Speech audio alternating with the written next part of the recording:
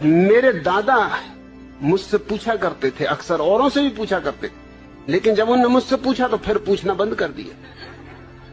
वो पूछा करते थे कि अक्ल बड़ी की भैंस। अब उनको कौन उत्तर दे। मुझसे एक दिन पूछ बैठे, मैंने कहा भैंस। उन्होंने कहा क्यों? मैंने कहा क्योंकि भैंस ये सवाल नहीं पूछती।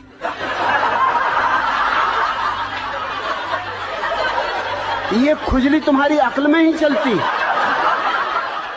भैंस तो बिल्कुल परमहंस दशा में। मैं कई भैंसों के पास जाके कई घंटों खड़ा रहा, कोई भैंस नहीं पूछती कि अक्ल बड़ी की भैंस। अरे भैंस को पता ही है कि हम बड़े, क्या पूछना। फिर उन्होंने नहीं पूछा। फिर मैं कई दफा उनसे पूछता था कि पूछो ना अक्ल बड़ी की भैंस। कहते तू चुप रहे।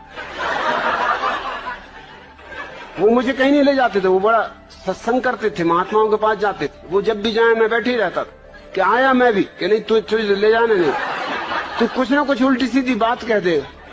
मैंने कहा उल्टी सीधी बातें तुम लोग करते हो, मैं सीधी साधी बात करता हूं। अब तुम ये बात पूछते हो अक्ल बड़ी की भैंस, और मैंने सीधा उत्तर दे दिया कि भैंस, तो तुमको लगता है उल्टी सीधी बातें कर रहा हूं। अरे आने दो, मैं भी तुम्हारे महात्मा को जरा दिखाऊंगा। एक दफा मुझे ले गए, सिर्फ एक दफा ले गए।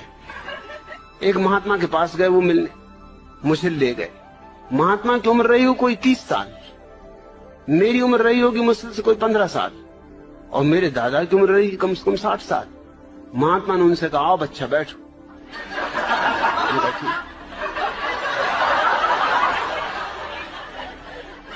मेरे दादा ने मुझसे कहा तुम्हें कुछ पूछना तुम पहले ही पूछ लो, नहीं तो फिर गड़बड़ हो जाएगी, फिर मैं पूछ लूं। मैंने उनसे पूछा कि बच्चा एक जवाब दो। महात्मा बहुत नाराज हुए, कहने लगे मुझसे बच्चा कहते हो? मैंने कहा तुम मेरे दादा को बच्चा कह रहे हरामजादे, 60 साल की उम्र के बूढ़े को बच्चा कह रहे, 30 साल के तुम हो, 15 साल का मैं हूं, तो कोई गणित में गलती कर रहा हूं? तुम बच्चा नहीं महाबच्चा हो।